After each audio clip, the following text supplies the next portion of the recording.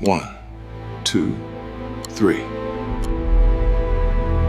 You are about to make a decision, and you won't even know you made it. In the next 3 seconds, a part of your brain you don't control will decide whether you keep watching this video or whether you're already gone. 3 seconds. That's all it takes. Not 3 minutes, not 33. And here's the disturbing part. The people who design what you watch know about these 3 seconds. They study them. They weaponize them. Every video, every ad, every post is built to win that tiny window before your conscious mind ever gets a vote. You think you decide what you watch. You don't. Your 3-second brain does. And today, I'm going to show you exactly how it works, so it can never be used against you again.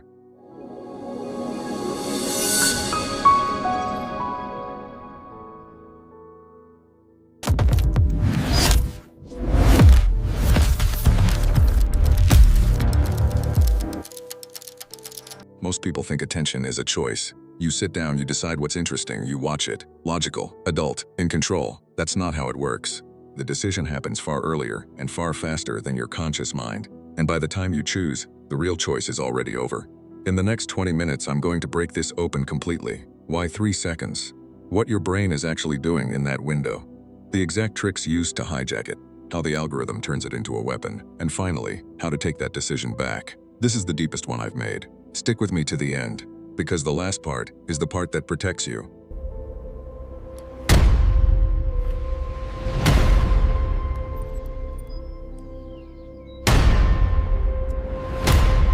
Let's start with something uncomfortable.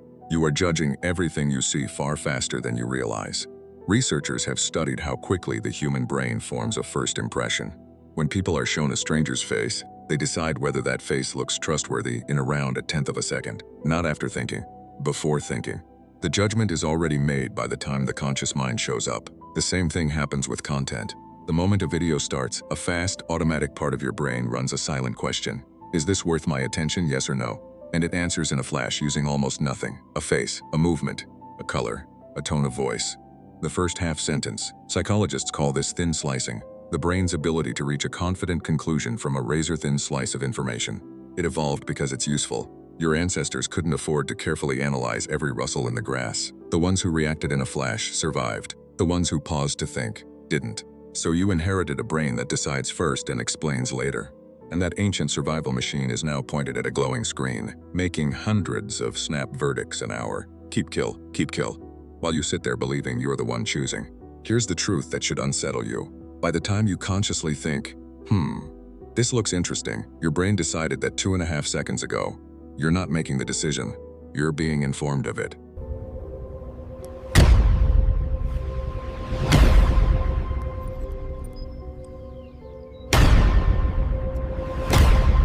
So why 3 seconds? Why not 3 minutes? To understand that, you have to understand what your brain is actually for. Your brain is not built to find truth. It's built to keep you alive while spending as little energy as possible. It's about 2% of your body weight, but it burns close to 1/5 of your energy. That's expensive. So evolution made it ruthless about one thing, deciding fast what deserves attention and what doesn't. To do that, your brain runs something scientists call the orienting response.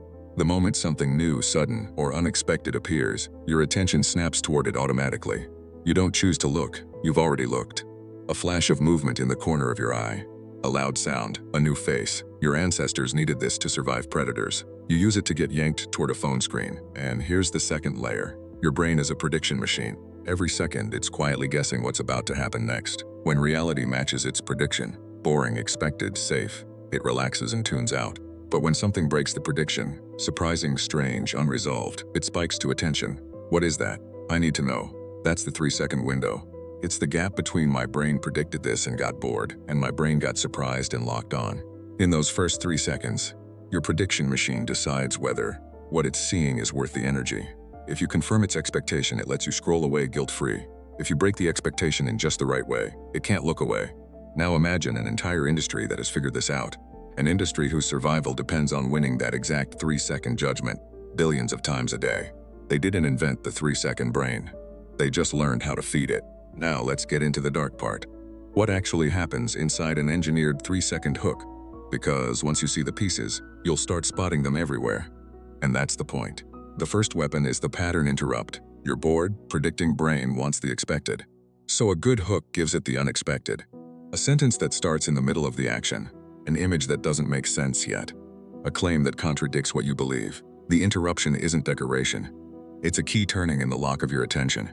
The second weapon is the curiosity gap. There's a piece of psychology research showing that curiosity isn't really about wanting information, it's about a gap. The moment you become aware that there's something you don't know but almost know, it creates a small, genuine discomfort, an itch, and the only way to scratch it is to keep watching. That's why hooks are built as half questions. The 3 seconds that decide everything you watch, your brain hates the missing half. It will sit through a lot of video just to close that gap. The third weapon is the open loop. Your mind is wired to remember and obsess over things that are unfinished.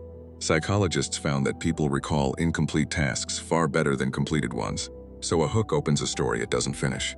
By the end of this, you'll understand the one signal you give away without touching the screen. Now, there's an open loop in your head, and it stays open, pulling you forward until it's closed. The fourth weapon is the most personal one, the word you. Nothing snaps human attention faster than the sense that this is about me. It's why hooks point straight at the viewer. Your phone. You won't believe.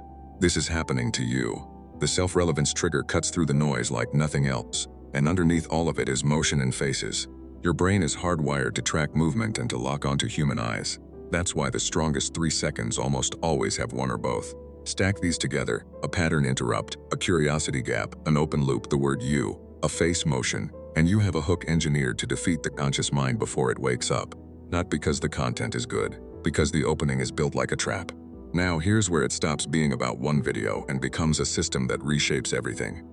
The platforms measured the 3-second decision and turned it into their master signal. On a modern feed, the single most important question about any piece of content is, did people keep watching past the opening, or did they scroll? That early retention number decides a video's entire fate. Win the 3 seconds, and the algorithm rewards you. It pushes your content to more people, who also get tested in their first 3 seconds. And if they stay, it pushes wider still. Lose the 3 seconds, and you're buried no matter how good the rest was. Nobody ever sees the rest. Think about what that does. It means the entire ocean of content you swim in every day has been filtered, ruthlessly, by one criterion: how well it hijacks the first 3 seconds. You are not seeing the best content. You are seeing the content that won the opening.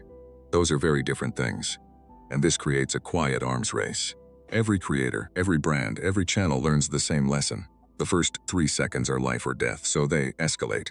Bolder claims, louder openings, more shocking first frames. Stronger pattern interrupts. Because the algorithm doesn't reward truth or depth or care, it rewards whatever survives the 3-second test, and it rewards it instantly and enormously. So the system doesn't just exploit your 3-second brain, it trains an entire industry to get better and better at exploiting it, and then feeds the winners straight back to you. A loop that tightens every single day.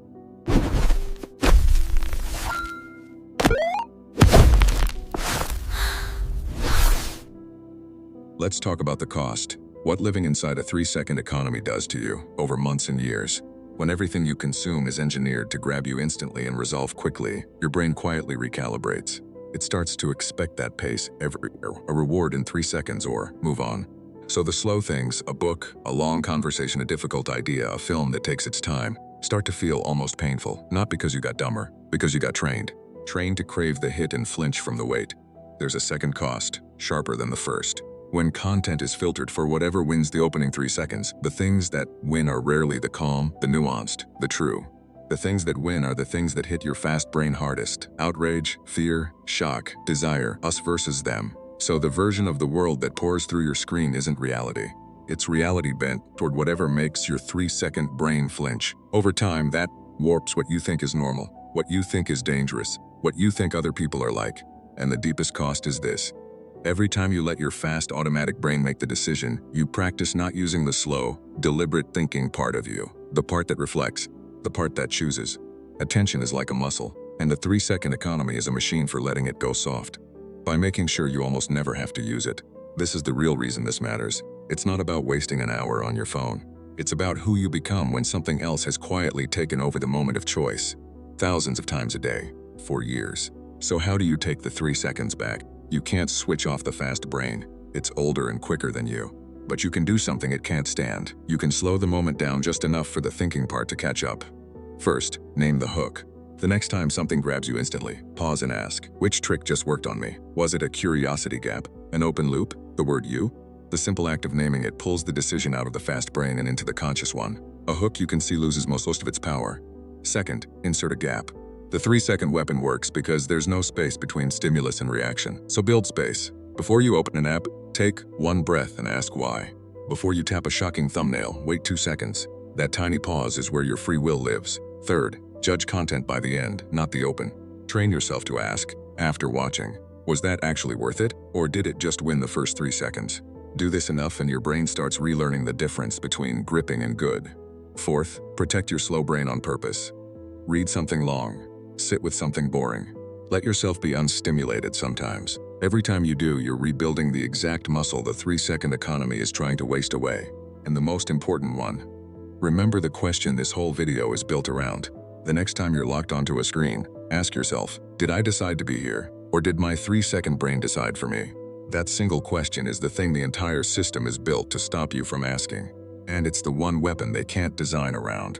3 seconds will always be enough for your fast brain to decide. That won't change. But now you can see the decision happening, and the moment you can see it, you're the one in control of it again. That's the whole game. Not to escape your own mind, to stop letting it be used against you. If this opened your eyes, you'll want the next one, because next, I'm showing you the experiment so dark the government tried to erase it. Subscribe, and let's keep pulling these threads. This is Never Heard About.